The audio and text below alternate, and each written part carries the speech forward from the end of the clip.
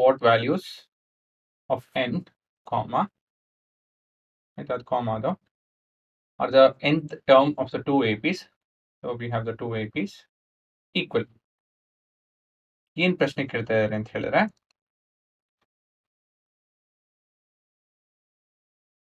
ನಮ್ಮ ಹತ್ರ ಎರಡು AP ಇದೆ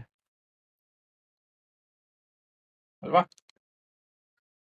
ಸೊ ಮೊದಲನೇದು 63, 65, 67 ಈ ರೀತಿಯಲ್ಲಿ, ಮತ್ತೊಂದು 3, 10, 17 ಈ ರೀತಿಯಲ್ಲಿ.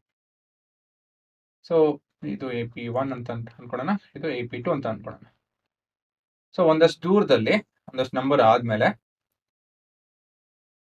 ಈ ಟರ್ಮು ಒಂದೇ ಇರುತ್ತಂತೆ, ವ್ಯಾಲ್ಯೂ ಈಕ್ವಲ್ ಆಗಿರುತ್ತೆ, ಸರಿನಾ?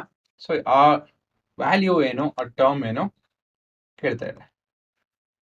ವಾಟ್ ವ್ಯಾಲ್ಯೂ ಆಫ್ ಎನ್, ಆ ಎನ್ ವ್ಯಾಲ್ಯೂ ಏನು, ಇವೆರಡು ಟರ್ಮು ಈಕ್ವಲ್ ಆಗಿರುತ್ತೆ ಅಂತ ಕೇಳ್ತಾ ಇದ್ದಾರೆ, ಸರಿನಾ? ಸೊ ಹೇಗೆ ಮಾಡೋದು?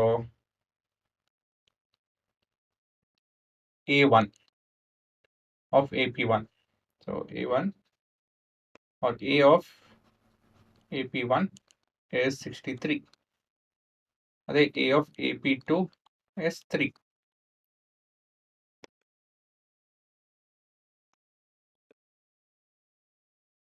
ಅದಾದ್ಮೇಲೆ T of AP1 is equal to 65 minus 63, 2 ಬರುತ್ತೆ. D of,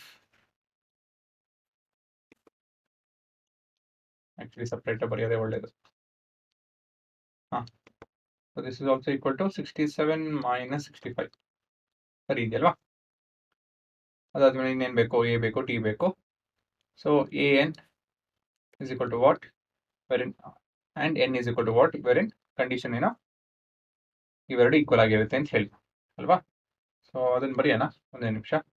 ಸೊ ಮುಂದಿನ ಭಾಗ AP2 is equal to 3, D AP2 is equal to 10 minus 3, 7, 17 minus 10, ಅದು ಕೂಡ 7.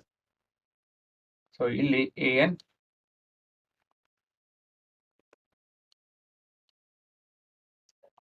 ಮತ್ತೆ ಎನ್ ವ್ಯಾಲ್ಯೂ ಏನು ಅಂತ ಕೇಳ್ತಾ ಇದೆ, ಸರಿನಾ? ಸೊ ಕಂಡೀಷನ್ ಏನಂತ ಹೇಳಿದ್ರೆ ಗಿವನ್ ಆಯಿತು. ಆಮೇಲೆ ನೆಕ್ಸ್ಟು ವರ್ಕಿಂಗ್, ಮುಂದಿನ ಭಾಗ ವರ್ಕಿಂಗ್. ಸೊ ಇದನ್ನು A ಡ್ಯಾಶ್ ಅಂತ AN2 ಅಂತ ಬರ್ಕೊಳ್ಳೋಣ, AN1 ಅಂತ ಬರ್ಕೊಳ್ಳೋಣ.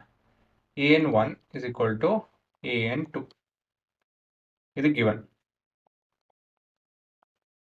ಅಲ್ವಾ? ಸೊ ಇದೇ ಕೊಟ್ಟಿರೋದವರು, ಇವೆರಡು ಟರ್ಮ್ ಈಕ್ವಲ್ ಆಗಿರೋದ್ರಿಂದ ಈಕ್ವಲ್ ಅಂತ ಬರೀರಿ ಅಷ್ಟೇನೆ. ಅದಾದ್ಮೇಲೆ ಫಾರ್ಮುಲಾ ಬರೀರಿ, AN in general is A plus N minus 1 into D. So AN1 ಅಂತ ಹೇಳಿದ್ರೆ A1 or AP1 plus N minus N same ಇದೆ, T of AP1 is equal to AP2 plus N minus T of AP2. So AP1 ಅಂತ ಹೇಳಿದ್ರೆ AP1 ಏನಿದೆ 63 plus N minus 1 into DAP2 ಅಂದರೆ DAP1 sorry 2 is equal to 3 plus N minus 1 into 7. So ಇದು calculate ಮಾಡಿ ಉತ್ತರ ನಿಮಗೆ ಸಿಗುತ್ತೆ. So ಹೇಗೆ ಮಾಡೋಣ ಅಂತ ಹೇಳಿದ್ರೆ 63 ಆ ಕಡೆ ಅಲ್ಲ 3 ಈ ಕಡೆ ಕಳಿಸೋಣ, ಮತ್ತೆ N minus 1 into 2 ಆ ಕಡೆ ಕಳಿಸೋಣ.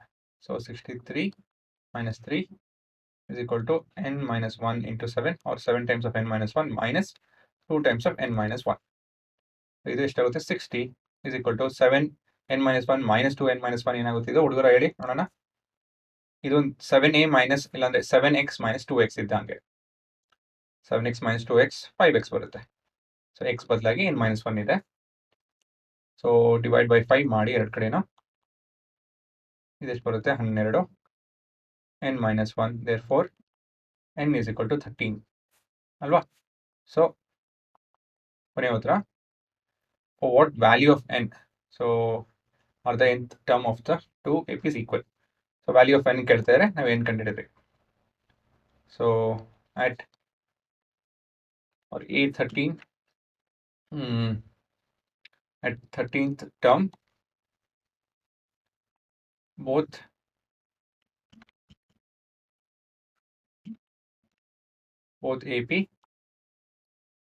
APs will have the same value. So ಇದನ್ನ ಕೋಡ್ ಉಪಯೋಗಿಸಿ ವೆರಿಫೈ ಮಾಡೋಣ. ಹೇಗೆ? ಸೊ ಮೊದಲನೇದಾಗಿ ಮೊದಲೇ ಸೀಕ್ವೆನ್ಸ್ ಎಂಟರ್ ಮಾಡೋಣ. 63 65 67 63 65 67. ಸೊ ಈ ಸೀಕ್ವೆನ್ಸ್ ಕಾಪಿ ಮಾಡ್ಕೊಳ್ಳಿ. ಡಿಫ್ರೆನ್ಸ್ ಬಂದು 2 ಇಟ್ಸ್ ಎನ್ AP ಇದೆಲ್ಲ ಸರಿ. ಈ ಸೀಕ್ವೆನ್ಸ್ ಕಾಪಿ ಮಾಡ್ಕೊಳ್ಳಿ. ಸೊ ಪೂರ ಬೇಡ ಆ್ಯಕ್ಚುಲಿ, ಬಟ್ ಎನಿಸ್ ಕ್ಲೈಮ್ ಮಾಡ್ಕೊಳ್ಳೋಣ. ಇದನ್ನ ಪೇಸ್ಟ್ ಮತ್ತೆ ಇನ್ನೊಂದು ಸೀಕ್ವೆನ್ಸ್ 3 10 17 ಅದನ್ನು ಮಾಡ್ಕೊಳ್ಳೋಣ. 3 10 17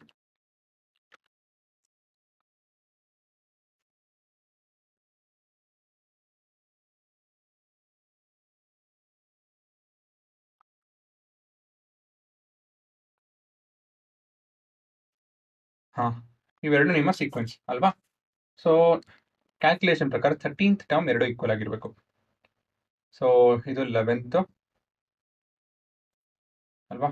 1 2 3 4 5 6 7 8 9 10 11 12 13 ಇಲ್ಲಿ ಕೂಡ ನೋಡ್ಬೋದು 13 ಎರಡು ಈಕ್ವಲ್ ಆಗಿದೆ. ಸೊ ಇದೇ ಉತ್ತರ ಕೇಳ್ತಾ ಇರೋದು. ಫಸ್ಟ್ ಟರ್ಮು ಇಲ್ಲಿ 3, ಇಲ್ಲಿ 63, ಇಲ್ಲಿ 65 10 67 17.